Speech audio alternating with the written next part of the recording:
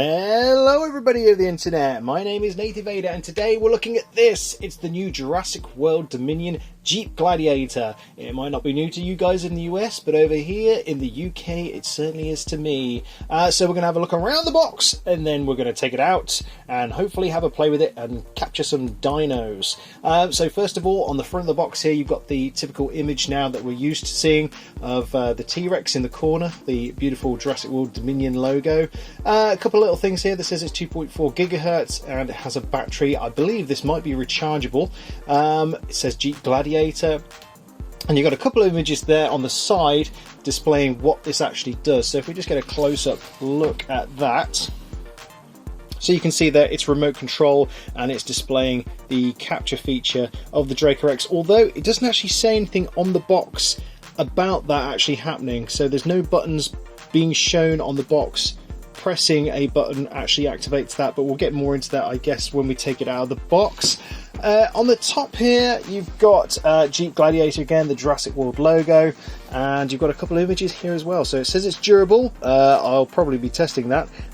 Motor skills, I guess it gets you thinking, probably thinking how does it work, and it fuels imagination. That's pretty cool. I haven't seen anything like that before on any of this Jurassic stuff, so that's pretty neat. I do quite like that Matchbox RC logo, a little bit retro maybe, I don't know. On the side of the box here you've got again just another image that was taken from the front of the Draco Rex, the Jeep, and a nice Jurassic logo. And on the back it is kind of minimalistic again, there's not much going on. You've just got an image of the Jeep, the Draco Rex. It says drive and capture. It says controller included on that one side there, and removable claws, so you don't have to necessarily have it like a capture vehicle, you can just have it as a Jeep Gladiator, which is pretty good I guess. You haven't got to have that big lumbering set of claws going around all the time. On the bottom it does say that it has contents of one Jeep, one set of claws, one Draco Rex, one controller, and I guess that means information or instructions. So on the bottom of the box you've got nothing really that looks exciting, just the Jeep logo there and the Mattel and the code if you want that. So with all that said and done, I think it's time to crack this puppy open.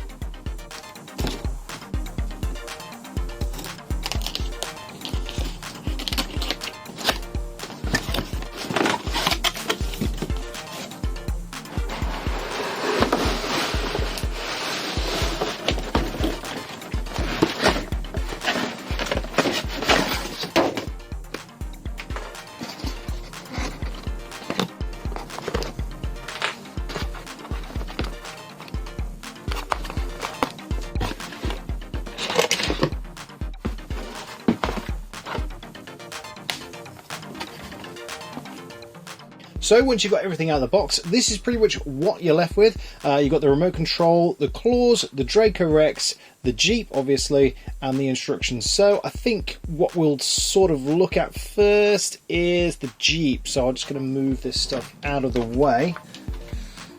And straight away, I can feel it's got a lot of heft. It feels kind of well built. The tyres are made from a rubber. A hardened rubber, so there's not really much give in most parts, but it does look pretty dope, gotta say. There's a lot of detail on the alloys and also on the panels and stuff. A little bit of a letdown is the decals. I find they look incredibly basic, and I don't like the Jurassic World logo. I'm pretty sure it should be the Biosyn logo, so for me it's a bit of a cop-out when they've put these decals in, where they could have put a nice bit of paint app or just put a different piece of coloured plastic on there to break that door up if that's the way it should be. Same again on the rear quarter section here, they've just got a bit of mesh sticker and also what looks like some kind of storage box, which is also a sticker. What I have noticed is the sticker is already peeling off the side of the door in a couple of places, so I'm not too impressed with that. Also on the rear quarter here, they're already sort of starting to peel up, so that's cool. On the back you've got a pretty nice rear end. You've got a nice, again, it's a rubber tyre. They could have just moulded that in plastic, but that is a rubber tyre there. And you've got this sort of roof rack here, or rear quarter rack, and on the tailgate you can see the Jeep logo. Some rear lights. There is no lighting in this vehicle, it's just for show. A nice rear bumper, no tow hitch. On the front, got a really nice mean looking front end, which is typical of these Gladiators. They have that really mean looking front end that really sort of looks intimidating. You've got like a moulding of a winch there and some tow eyes on the front end. I believe that's a light bar in the film. On the top you've got a nice rack as well, and you've also got room, I would have said for 4, but it looks like you can only get 2 full-size figures in the front, and you'd have to cut the legs off the figures to get them in the back. But we'll try that out with some figures in a bit. You do get a cardboard Owen as well, I forgot to mention, with a bit of tape holding in for now, so we'll have to take that out in a minute. On the bottom, it does take batteries. I'll have to get the screwdriver for that to take that off, but I believe it's AA's. There is an on-off switch, and I'm guessing it's either got 4-wheel drive or 2-wheel drive, but there's some massive axles there kind of over the top, but we'll see. I think those are freewheeling, so I believe it's only rear wheel drive. The remote, yeah, feels pretty good. It's in a sort of beigeish plastic. I believe this is the action button. Has a nice Hot Wheels RC logo there with the Jurassic World logo in the middle. I don't know why it isn't the Dominion one. It's the one from, well, the first Jurassic World, I believe. And the battery cover on the back, again, I'll have to double check what those are. I think those are AA's inside there. And the Draco Rex, well, I thought this was a normal figure from one of the attack packs, or the other ones that they released, Dino Rivals. I believe there's been a couple of colour variants, but this one is in a lightish sort of pastel purple, with dark brown, almost black striping going across here, stops before the tail ends, and some on the face. It's good detail, but it is a static figure, so no articulation, and it comes on this rather nice base. I guess I'm guessing it makes the capture feature a lot easier to set up, because you haven't got to worry about posing the figure, you can just stand it there. But I can't see it being that hard, because the Mattel figures have been pretty good with their posability and stability, so why they didn't just include a normal Draco Rex figure, I don't know. Probably to do with cost. And lastly, it's the claw feature, which I haven't really played with yet, to be honest. So there is a bit more detail in here. You can see it's got a sort of extended front bumper moulding on there, and there is some okay detail on the claws as well. On the inside and the outside you've got some sort of they look like rams almost, so that would probably benefit from a nice repaint, to be honest, for some dry brushing, and that would really make those lines pop. And to attach the claw is pretty simple. It literally just lines up with the Jeep's front end and locks into place. I am having trouble though getting the claw to stay back, so it's a bit of a faff. There. Easy! Gotcha!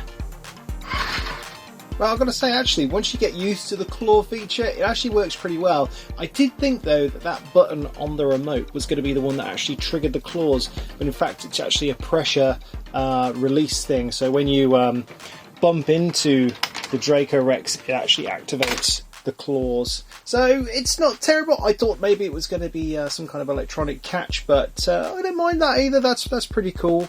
So I suppose now, really, I've just got to see how fast this thing goes. So I'm just going to take it for a little spin and just see how well it drives.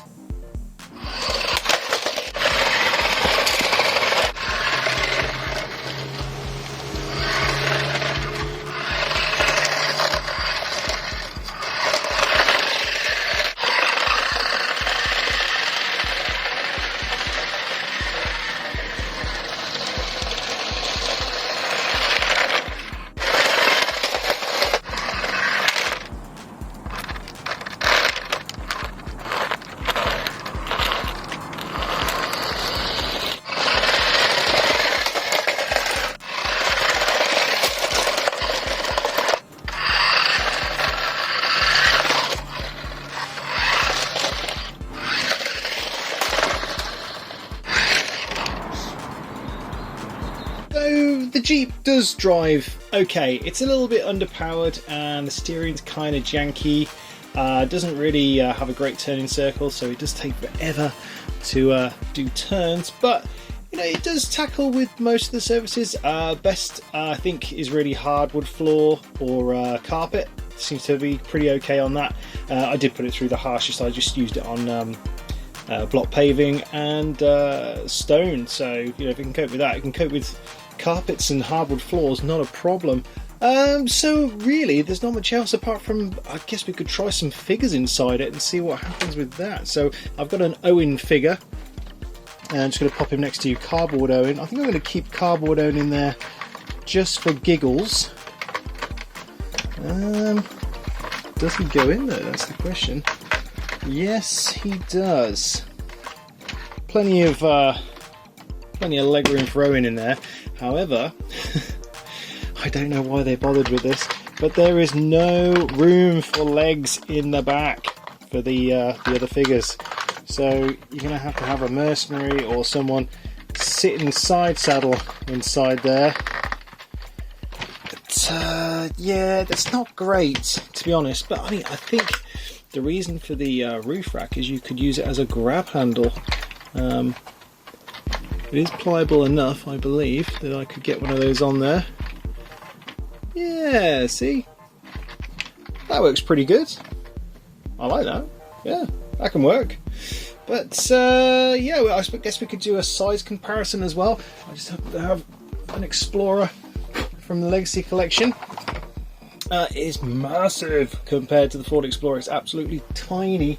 I do have a Textron Tiger truck, which was one of the previous RC vehicles. This is slightly different, however, because I have repainted this one. It got involved with a slight little fire when I was playing with it next to, well, a fire. But size-wise, it's not too bad. I think the Textron in real life might be actually slightly bigger than the Jeep Gladiator, but still looks pretty good next to each other. And for size comparison with dinosaurs, we've got... Oh my god!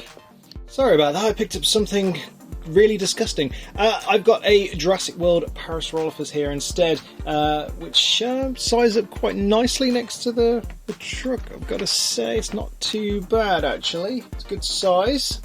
And here is the Jurassic World Dominion Therizinosaurus. Yeah, it's quite big next to the Jeep Gladiator, I've got to say.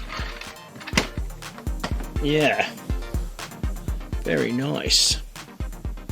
Oh yes, I can see some photos coming out of that. Well, there you go. Overall, it's pretty good for an RC vehicle. It's not going to be amazing because it's for kids. You know, it's not a professional RC vehicle. It just does the basic things: forward, back, left, and right. And yeah, the feature with the capture claw on the front is a nice gimmick, gotta say. Just a little bit let down by the decals. If they just put a bit more effort into that, plus the Jurassic World one, and put the Biosyn logos on the side, I think that would have been pretty nice. But it's not something I can't deal with. Probably have to put some lights and stickers on it myself and just bring out those details just a little bit more, I think, and it'll be looking pretty sweet. Anyway, my name is Native Vader. Thank you very much for watching. I post on Instagram and Twitter almost daily, and of course it's always Jurassic related. Thank you guys for watching, and I'll see you in the next video. Yes? Yes!